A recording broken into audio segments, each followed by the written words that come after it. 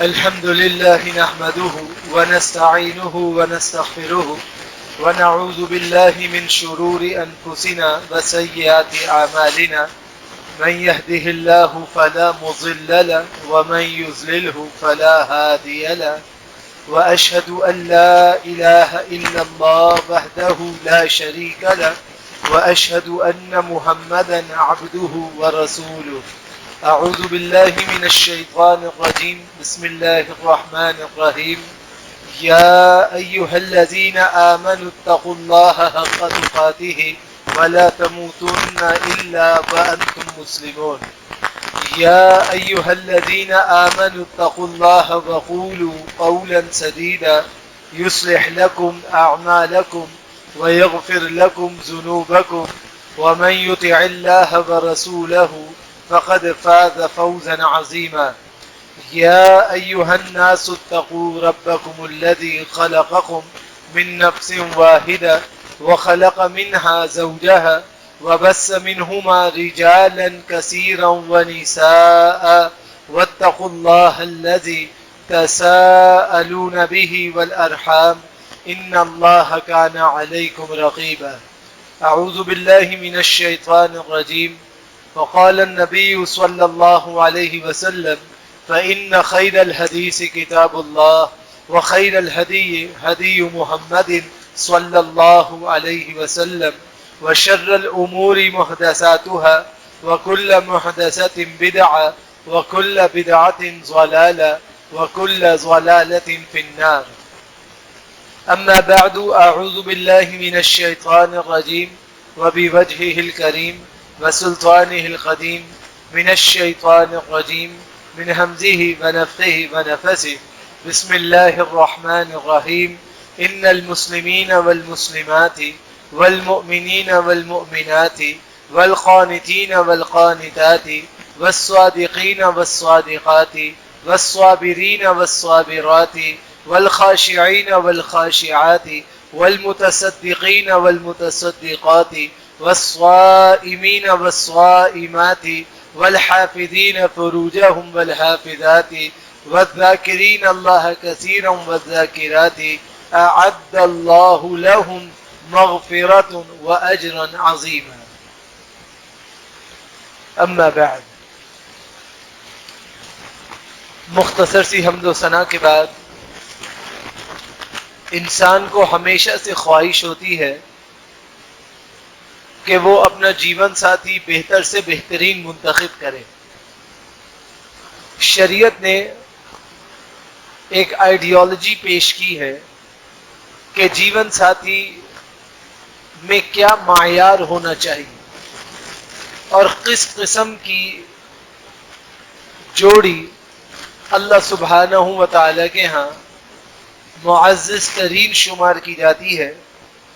اللہ سبحانہ و تعالی نے اسے خود قرآن کریم میں ذکر کیا ہے. اللہ فرماتا ہے سورۃ الاحزاب میں کہ کچھ لوگ ایسے ہیں اللہ نے ان کے لیے تیار کیا ہے مغفرۃ و اجرا عظیما، کہ اللہ نے ان کے لیے مغفرت کو بھی تیار کیا ہے اور ان کے لیے بہت بڑے اجر کو بھی تیار کیا ہے. وہ مغفرت اور اجر عظیمہ کیا ہے اور کن لوگوں کے لیے ہے؟ ان کی صفات اللہ خود فرماتا ہے کہ بے شک مسلمان مرد اور مسلمان عورتیں، اسی طرح ایمان والے مرد اور ایمان والی عورتیں، والقانتین والقانتات، اور فرما برداری کرنے والے مرد اور فرما برداری کرنے والی عورتیں، والصادقین والصادقات، ہمیشہ سچ بولنے والے مرد اور سچ بولنے والی خواتین، والصابرین والصابرات، مسائل پر، رنج پر، تکالیف پر صبر کرنے والے مرد اور صبر کرنے والی عورتیں، والخاشعین والخاشعات، اللہ سبحانہ و تعالیٰ سے ڈرنے والے مرد اور اللہ سے ڈرنے والی عورتیں، والمتصدقین والمتصدقات، اور اللہ کے راستے میں صدقہ خیرات کرنے والی مرد اور صدقہ خیرات کرنے والی عورتیں، والصائمین والصائمات، اللہ کے لیے روزے رکھنے والے مرد اور روزہ رکھنے والی عورتیں، والحافظین فروجہم والحافظات، اور اپنی شرمگاہوں کی حفاظت کرنے والے مرد اور شرمگاہوں کی حفاظت کرنے والی عورتیں، والذاکرین اللہ کثیرا والذاکرات، اور اللہ سبحانہ و تعالیٰ کا بہت زیادہ ذکر کرنے والے مرد اور بہت زیادہ ذکر کرنے والی عورتیں، اعد اللہ لہم، اللہ نے ان تمام صفات والے مرد اور خواتین کے لیے تیار کیا ہے، مغفرۃ و اجرا عظیما، اللہ نے وعدہ کیا ہے کہ اللہ ان کی بخشش بھی کرے گا اور ان کے لیے اجر جزیل بھی منتخب کرے گا۔ صحیح اسلامی میرج کے لیے جو آئیڈیالوجی اللہ سبحانہ و تعالیٰ نے سیٹلڈ کی ہے وہ یہ ہے کہ یہ صفات ہونی چاہیے مرد میں اور یہ صفات ہونی چاہیے عورتوں میں، اور وہ اپنے نہ ہاتھ پاؤں سے کسی کو تکلیف دے، اخلاص کے ساتھ دلی طور پر اللہ پر ایمان لانے والے ہوں، اللہ کے لیے انتہائی تابع ہوں، صدقہ خیرات کرنے والے، مصائب پہ صبر کرنے والے، اللہ کے آگے خوب راہداری کرنے والے، اور جتنی توفیق ہو اسے اللہ کے راستے میں صدقہ خیرات کرنے والے، روزہ رکھنے والے، اپنی شرمگاہوں کی حفاظت کرنے والے، اور صبح شام اللہ کے دنوں میں وابستہ ہونے والے۔ اللہ سبحانہ و تعالیٰ کو ایسے مرد عورتوں کے لیے اور ایسی عورتیں مسلمان مردوں کے لیے پسند ہے۔ اللہ سبحانہ و تعالیٰ جو آئیڈیالوجی پیش کر رہا ہے وہ یہ کہ یہ شادیاں ہیں کہ جن کے اوپر اللہ کی رحمتیں بھی نازل ہوتی ہیں، اور یہ شادی گناہوں کو معاف کرنے کا ذریعہ ہوتی ہے۔ اور جب انسان صرف جسمانی چاہتوں کو اور جسمانی لذتوں کے خاطر کسی خاتون کو یا خاتون مرد کو پسند کرتا ہے یا کرتی ہے تو پھر اسے یہ صفات حاصل نہیں ہوتی، اور اللہ سبحانہ و تعالیٰ کے ہاں یہ ساری الحال اور ساری الحال ہے۔ اسی لیے اللہ سبحانہ و تعالیٰ سورۃ توبہ میں فرماتا ہے ان اللہ اشتری من المؤمنین انفسهم واموالهم بان لهم الجنہ، اللہ سبحانہ و تعالیٰ نے ایمان والوں سے ان کے نفوس کے بدلے اور ان کے اموال کے بدلے جنت کا سودا کیا ہے۔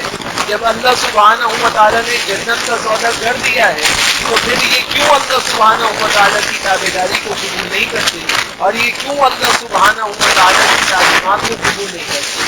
اللہ سبحانہ و تعالیٰ فرماتا ہے التائبون العابدون الحامدون السائحون الراکعون الساجدون الآمرون بالمعروف والناهون عن المنکر والحافظون لحدود اللہ وبشر المؤمنین۔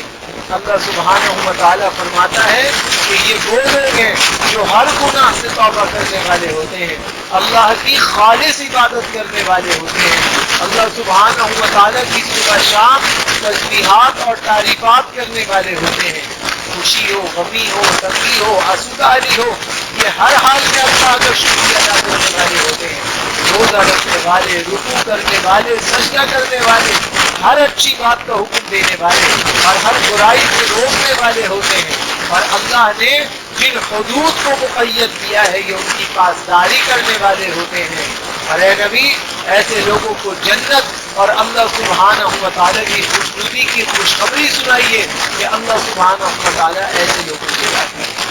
تو شادی کی جو آئیڈیالوجی ہے وہ یہ سکھاتا ہے مومن مرد ہو، مومن عورت ہو، صابرہ ہو، شاکرہ ہو، خوب ذکر کرنے والا مرد اور خوب ذکر کرنے والی عورت ہو۔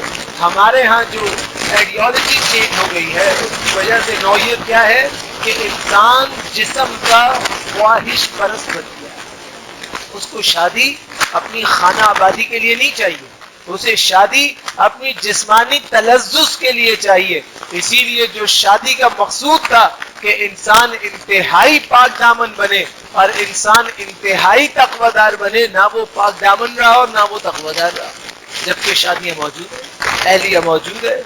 اہلیہ کا مقصود یہ تھا کہ انسان کی جب اہلیہ آ جائے تو اس کے اعضاء گناہ سے محفوظ ہو جائیں، اس کی آنکھیں گناہوں سے محفوظ ہو جائیں، اس کے جوارح گناہوں سے محفوظ ہو جائیں، مگر یہاں اہلیہ موجود ہے اور انسان آنکھوں سے بھی گناہ کر رہا ہے اور جوارح یعنی ہاتھ پاؤں سے بھی گناہ کر رہا ہے، تو پھر اللہ سبحانہ و تعالیٰ کی رحمتیں ایسے لوگوں کو حاصل نہیں ہوتی۔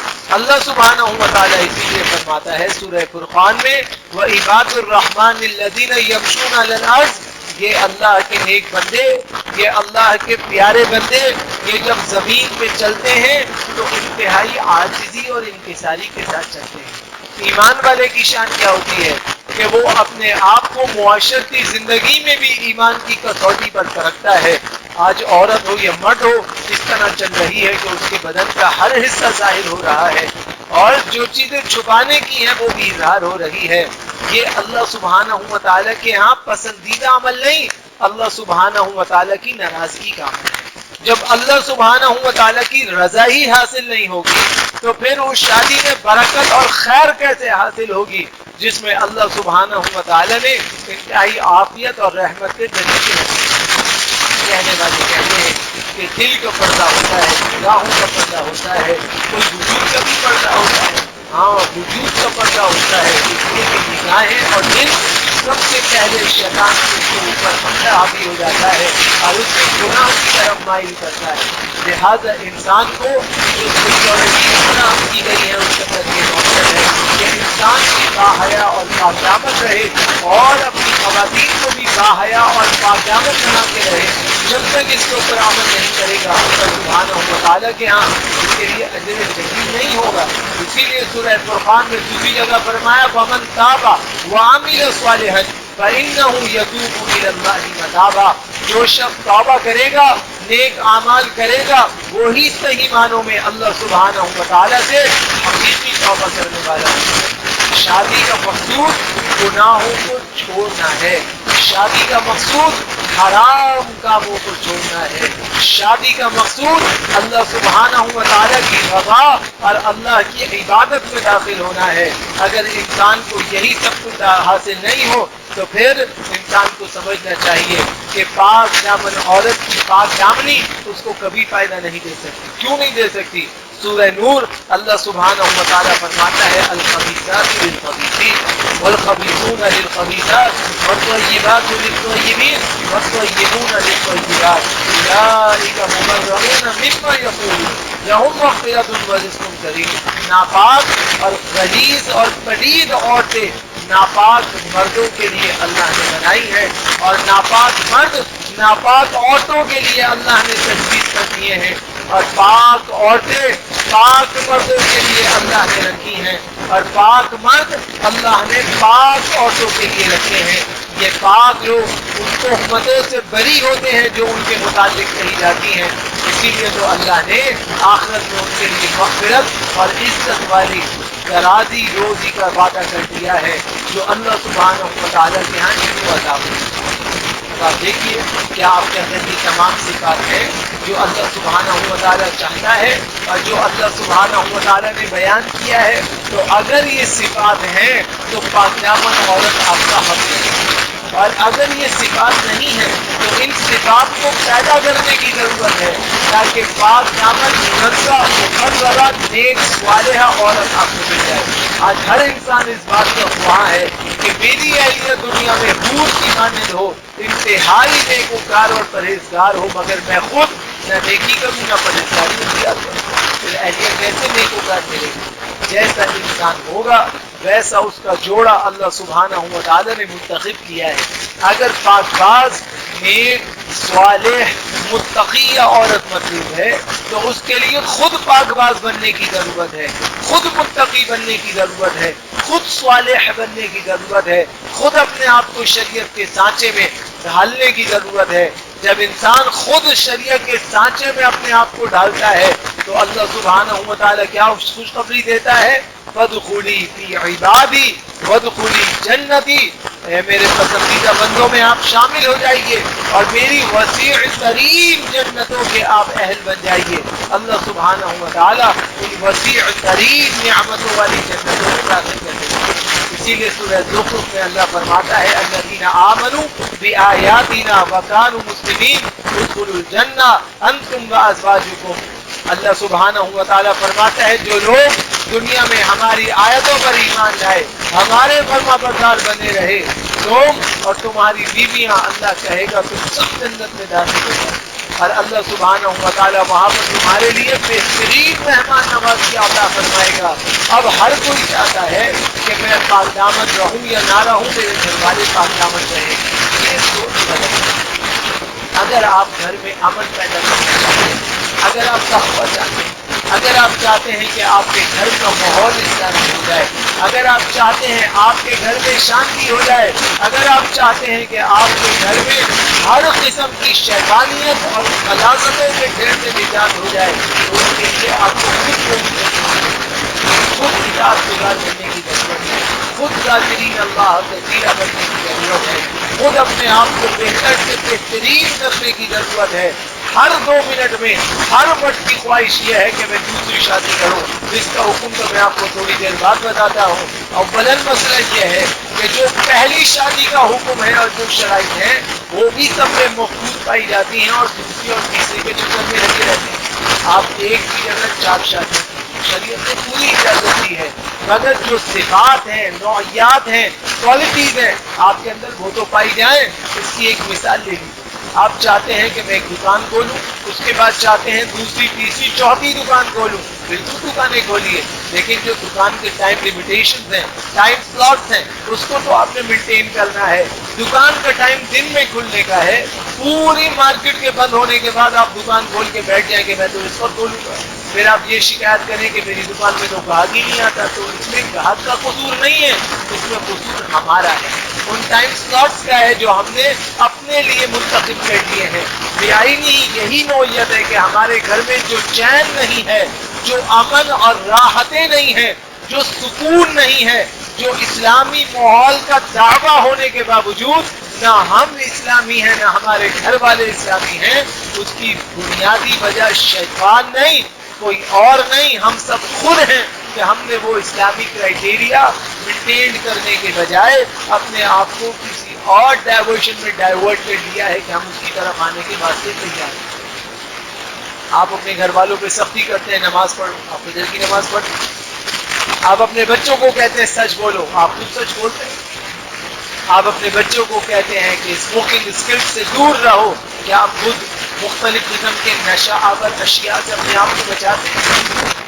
انسان کی صرف یہ ہے کہ انسان جو کرتا ہے اس کے گھر والے وہ دیکھ کر آگے اپنی زندگی کو بڑھاتے ہیں۔ آپ کچھ بھی کہتے رہے، آپ کا کردار کیا ہے، آپ کا عمل کیا ہے، ان لوگوں کے لیے ایک دعوت کا ذریعہ ہے، اور لوگ اس کو دیکھتے ہیں اور سمجھتے ہیں۔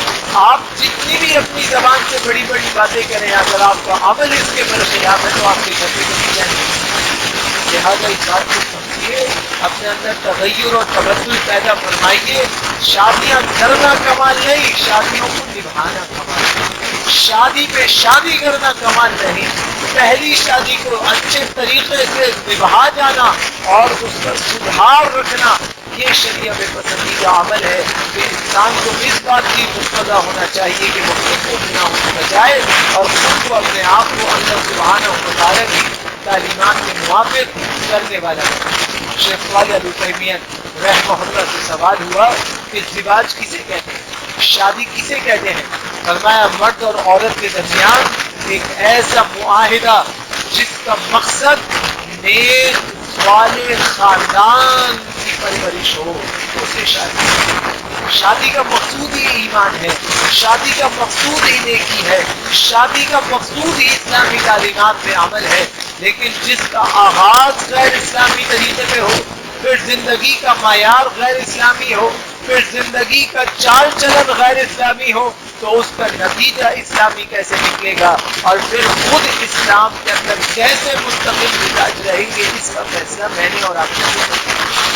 کیا ہماری شادیاں اسلامی ہیں یا ہماری شادیاں اسلامی نہیں ہیں؟ شریعت میں اللہ سبحانہ و تعالیٰ نے نکاح کا حکم دیا، سورۃ النساء اللہ فرماتا ہے وَآتُوا النِّسَاءَ صَدُقَاتِهِنَّ نِحْلَةً فَإِنْ طِبْنَ لَكُمْ، عورتوں میں سے جو بھی تمہیں اچھی لگے تم ان سے نکاح کر لو اور ان کو حق مہر ادا کرو اور ان سے عقد کرو۔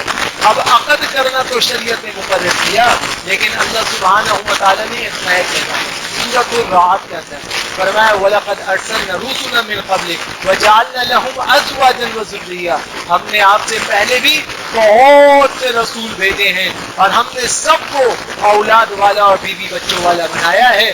لہذا رسول اللہ صلی اللہ علیہ وسلم فرماتے ہیں کہ جو میرے سنت اور طریقت سے اعراض کر کے تبدل اختیار کرتا ہے، اپنے آپ کو خواتین اور ازدواجیت سے محروم کر دیتا ہے، فلیس منا، اس کا ہم سے کوئی تعلق نہیں. لہذا شریعت کہتی ہے شادی کرو، مگر شادی کس لیے کرو؟ اپنے آپ کو گناہوں سے بچانے کے لیے کرو. جتنا آپ خود کو گناہوں سے بچانے والے بنیں گے، اسی قدر اللہ سبحانہ و تعالیٰ کی رحمتوں میں اور عافیتوں میں داخل ہوں گے، اور اسی قدر اللہ سبحانہ و تعالیٰ کے ہاں آپ کا درجہ بلند ہوگا. لہذا شریعت نے لازمی اس بات کی طرف توجہ دلائی کہ انسان جہاں تک ممکن ہو سکے، جہاں تک ممکن ہو سکے، انسان کو چاہیے کہ انسان تعلیمات شریعت کو مضبوطی کے ساتھ قبول کرے اور تعلیمات شریعت میں جس طرح حکم دیا گیا ہے اسی طرح شادی. رسول اللہ صلی اللہ علیہ وسلم فرماتے ہیں من استطاع منکم الباء فلیتزوج، جو تم میں طاقت رکھتا ہو اپنی اہلیہ کے جائز حقوق ادا کرنے کی، اسے چاہیے کہ وہ شادی کرے. اہلیہ کے جائز حقوق میں اس کی جسمانی ضرورت بھی ہے، اس کی مالی ضرورت بھی ہے، اس کی معاشی ضرورت بھی ہے. اب اس شخص کو چاہیے کہ وہ عقد کرے تاکہ جو اللہ سبحانہ و تعالیٰ نے مقرر کیا ہے اس کو مقرر طریقے کے مطابق ہی انسان کامیابی اور کامیابی کے ساتھ ادا کرے.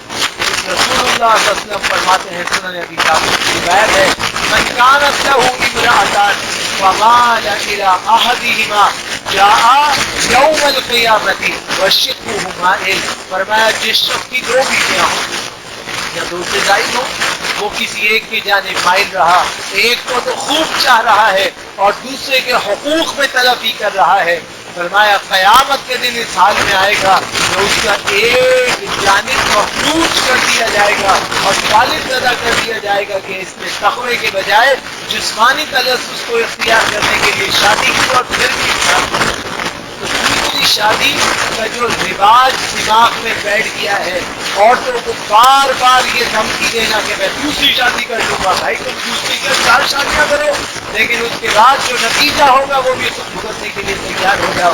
اگر عدل نہ کر سکے، انصاف نہ کر سکے، حق ادا نہ کر سکے، تو کل قیامت کے دن باوجود عبادت کے انسان حاضر ہوگا اور اس کا آدھا وجود مفلوج ہوگا، اللہ سبحانہ و تعالیٰ کی رحمتوں سے مایوس ہوگا، اس لیے کہ اس نے گناہ کا کام کیا. اللہ کے دین کو قبول کرتے ہوئے بے دینی کو قبول کیا. سورہ بقرہ اللہ سبحانہ و تعالیٰ فرماتا ہے والذین یتوفون منکم ویذرون ازواجا یتربصن بانفسہن 4 اشہر وعشرا فاذا بلغن اجلہن فلا جناح علیکم فیما فعلن بانفسہن بالمعروف واللہ بما تعملون خبیر. جو لوگ تم میں سے وفات پا جائیں اور اپنی بیویاں چھوڑ جائیں، وہ بیویاں اپنے آپ کو نکاح سے روکے رکھیں اپنی عدت کے درمیان 4 مہینے 10 دن. پھر جب اپنی میعاد عدت ختم کریں تو تم کو کوئی گناہ نہیں ہے اس بات میں کہ وہ عورت اپنی ذات کے لیے کسی سے بھی نکاح کرے. قاعدے کے مطابق، اپنے شرائط کے مطابق اللہ سبحانہ و تعالیٰ تمہارے تمام کاموں کے بارے میں خبر رکھنے والا ہے. ایک طرف انسان دوسری شادی کا خواہاں ہے اور دوسری طرف جن بچیوں کے شوہر فوت ہو جائیں، وہ جوانی میں بیوہ ہو گئی، مطلقہ ہو گئی، مخلعہ ہو گئی، متوفی عنہا زوجہا ہو گئی یا مفقود الخبر عنہا زوجہا ہو گئی، تو اس کا شوہر گھر سے نکلا پھر واپس ہی نہیں آیا. 1 سال 2 سال 3 سال 4 سال کوئی خبر نہیں، ڈھونڈ کے تھک گئے، کوئی اطلاع نہیں، نہ زندہ میں ہے نہ مردہ میں ہے. اب ایسی عورتوں کو زندگی بھر ان کے شوہروں کے نام سے جو باندھ کے رکھا جاتا ہے، یہ گناہ ہے، گناہ ہے، گناہ ہے. عورت کی ضرورت ہے، اس کی شادی کی ضرورت ہے، ایسی بیوہ عورتوں کی شادی کی ضرورت ہے، مخلعات کی شادی کی ضرورت ہے، مطلقات کی شادی کی ضرورت ہے کہ جن کی شادی کسی وجہ سے نہ چل سکی، باذن اللہ وہ شادی ٹوٹ گئی، تو اب اللہ کے حکم کے مطابق ان سے دوسرا عقد لوگوں کو کرنا چاہیے تاکہ لوگ اللہ کے دین کے اندر استقامت قبول کریں اور شریعت کا استقامتی مزاج کو قبول کرنے والے بن جائیں تاکہ تعلیمات شریعت کے موافق عمل ہو. لیکن ہمارے ہاں ایک نام پر بچی کو پوری زندگی گزارنے پر مجبور کیا جاتا ہے. وہ عورت ضعیف العمر ہو کے فوت ہو جاتی ہے مگر اس کی دوسری شادی نہیں کی جاتی. یہ بالکل شیطانی بات ہے، قباحت والی بات ہے اور ایک ایسی بات ہے جو غیر مناسب ہے. جناب ابو درداء رضی اللہ تعالیٰ عنہ کی وفات جب ہو گئی تو جناب امیر معاویہ رضی اللہ تعالیٰ عنہ نے ان کی اہلیہ کو پیغام نکاح بھیجا، ابو درداء کو پیغام نکاح بھیجا کہ میں آپ سے شادی کرنا چاہتا ہوں۔ سلسلہ احادیث صحیحہ کی روایت ہے، اور جب انہوں نے فرمایا کہ میں آپ سے شادی کرنا چاہتا ہوں تو پھر ابو درداء نے کیا کہا؟ فرمایا کہ میں معذرت چاہتی ہوں، میں آپ سے شادی نہیں کر سکتی۔ تو وجہ پوچھی کہ کیوں آپ شادی نہیں کرنا چاہتے، کیا وجہ ہے؟ تو ام درداء نے ایک حدیث بیان کی۔ وہ حدیث کیا ہے؟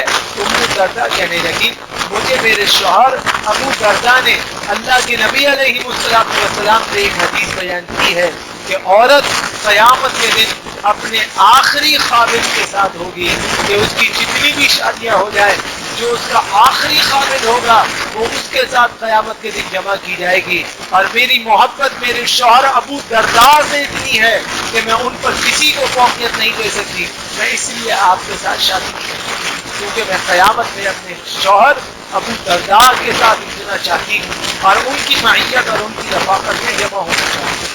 مزید کہا اس کے علاوہ میں آپ سے کوئی عیب نہیں پاتی، لیکن میں چاہتی ہوں کہ میری جو محبت دنیا میں ہے وہ آخرت میں بھی میرے شوہر کے ساتھ ہو، بس میں اسی وجہ سے آپ سے عقد نہیں کرتی۔ جناب حذیفہ رضی اللہ تعالیٰ عنہ نے اپنی وفات سے قبل اپنی اہلیہ کو بلایا، سنن کبریٰ بیہقی کی روایت ہے، اور فرمانے لگے اگر تم چاہتی ہو کہ جنت میں تم میری اہلیہ بن کے رہو تو میرے بعد کسی اور سے شادی نہیں کرنا، کیونکہ عورت جنت میں اپنے آخری دنیا کے شوہر کی اہلیہ بن کے اٹھائی جائے گی۔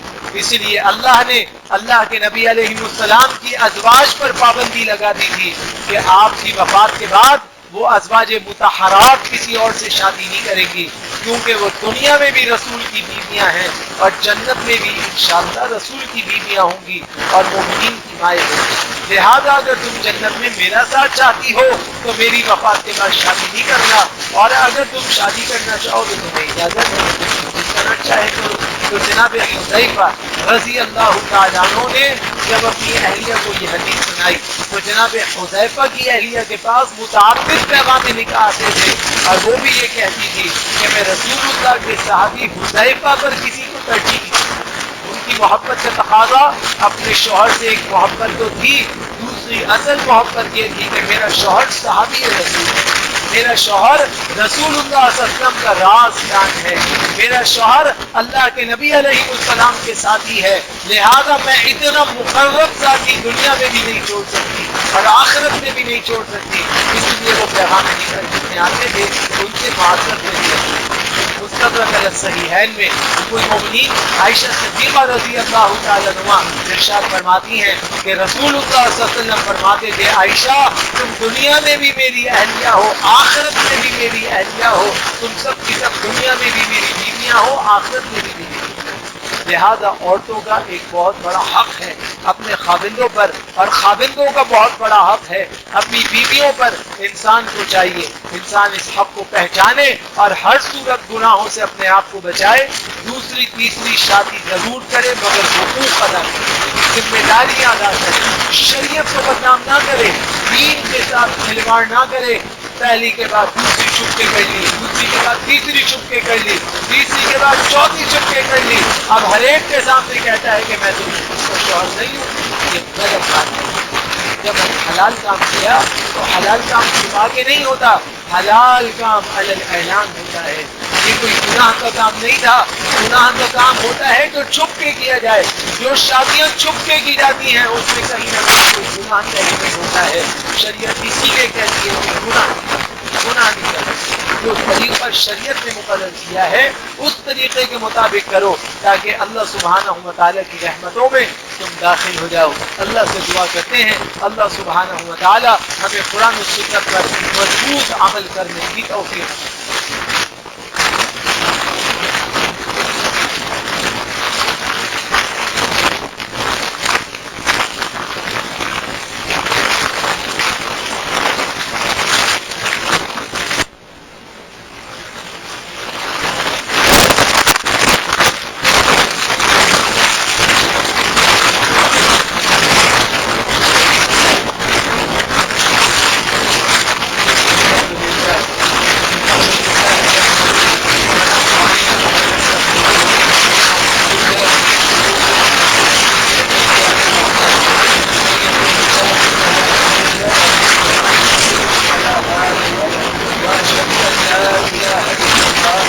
وحده لا شريك له وأشهد أن محمدا عبده ورسوله. اللهم صل على محمد وعلى آل محمد كما صليت على إبراهيم وعلى آل إبراهيم إنك حميد مجيد. اللهم بارك على محمد وعلى آل محمد كما باركت على إبراهيم وعلى آل إبراهيم إنك حميد مجيد. أعوذ بالله من الشيطان الرجيم. وإن خفتم ألا تقسطوا في اليتامى فانكحوا ما طاب لكم من النساء مثنى وثلاث ورباع وإن خفتم ألا تعدلوا فواحدا أو ما ملكت أيمانكم ذلك أدنى ألا تعودوا. اللہ سبحانہ و تعالیٰ ارشاد فرما رہا ہے سورۃ النساء میں، اگر آپ کو اس بات کا احتمال اور ڈر ہو کہ آپ یتیم بچیوں کی صحیح حفاظت نہیں کر سکیں گے، انصاف نہیں کر سکیں گے، اور عورتوں سے جن کو آپ پسند کرتے ہیں تو آپ ان سے حفاظت کیجیے. دو تین چار گویا کہ 2 شادیاں کر لیجیے، 3 کر لیجیے، 4 شادیاں کر لیجیے. اللہ نے آپ کو اس بات کا احتمال کیا ہے. اور اگر آپ کو احتمال ہو کہ آپ کسی میں بھی انصاف نہیں کر سکیں گے، آپ کسی میں عدل نہیں کر سکیں گے، تو پھر آپ کو 2 3 4 شادیاں کرنے کی آفت نہیں ہے. ہر روز ایک شادی کرنا اور ہر ایک دن ایک بیوی کو چھوڑ دینا اور تماشا بنا کے رکھ دینا کہ 4 5 5 6 7 شادیاں کرنا اور پیدل کے بیویوں کو طلاق دیتے جانا اور تماشا بنائے رکھنا، تمہیں اس کی ضرورت نہیں ہے. پھر تمہارے لیے ایک عورت ہے. جب تم سے عدل نہیں ہو سکتا تو تم ایک بھی بنا اور اسی کے ساتھ اچھی طرح زندگی گزارو. ہر عورت سے شادی کرنا، ہر عورت میں عیب نکالنا اور 2 دن بعد اس کو ٹیشو پیپر کی طرح پھینک دینا، یہ تمہارے لیے جائز نہیں ہے. بھلے تم دنیا کے سب سے بڑے افلاطون ہو تب بھی تمہارے لیے جائز نہیں. اللہ کہتا ہے اگر تم سے عدل نہیں ہوتا تو تم ایک شادی کرو. 2 3 4 کی تمہیں کیا آفت آئی ہے؟ تم 1 کرو عدل کرو، 2 کرو عدل کرو، 3 کرو عدل کرو، 4 کرو عدل کرو، انصاف کرو. اگر تم سے انصاف نہیں ہوتا تو اگر تم ایک سے انعام کرو اور تم ایک ہی شادی کر لو، یہ تمہارے لیے ہدایت ہے.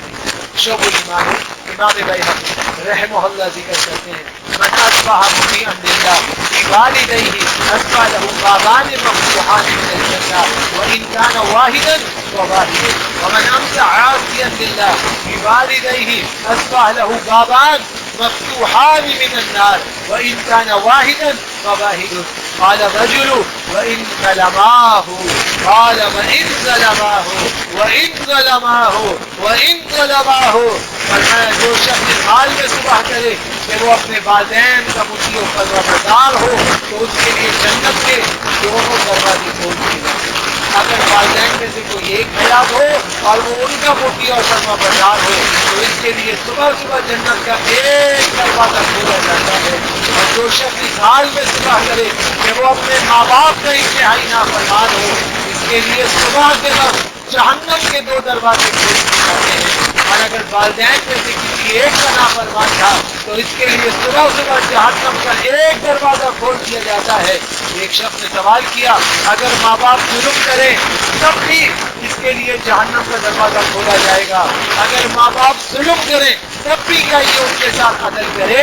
اللہ کے نبی علیہ السلام نے فرمایا دونوں ظلم کرے، ماں باپ دونوں ظلم کریں تب بھی ان کے ساتھ کرنا ہے، ورنہ تمہارے لیے جہنم کا ماں باپ کی تابعداری صرف اس وقت نہیں کرنی ہے جب ماں باپ اللہ کے دین میں آڑے آ جائیں، اللہ کے نظام اور نظم میں آڑے آ جائیں، اس وقت ان کی اتباع نہیں کرنی ہے. باقی کہیں بھی ان کے ساتھ بدسلوکی نہیں کرنی ہے. اور جو انسان اپنے بچوں کی ماؤں کے ساتھ کرنا چاہے گا وہ کہاں جائے گا اور کس طرح جائے گا آپ کو سوچنے کی ضرورت ہے. اور جو مائیں اپنے شوہروں کو بلیک میل کرتی ہیں تو ذرا سی بات پہ ناراض ہو کے بیٹھ گئی، ذرا سی بات پہ چلی گئی اور واپس نہیں آئی، اپنے گھروں کو اپنے ہاتھوں سے اجاڑ دیا. یہ سارا شیطانی چکر ہے. شیطان چاہتا ہے کہ تمہارے گھروں میں آگ لگا دے اور تمہیں آپس میں لڑوا دے اور تمہارے اندر وہ بیج بو دے جس کی وجہ سے تمہارے اندر اللہ رب العالمین کی طرف سے رحمتیں اور سکون ختم ہو جائے. یہ دونوں طرف سے تاریخ بچتی ہے. عورت بھی شیطان کی پرستش میں آ کر اپنے گھر کو آگ لگاتی ہے اور مرد بھی شیطان کی پرستش میں آ کر اپنے گھر سے گھر کو اپنے ہاتھوں سے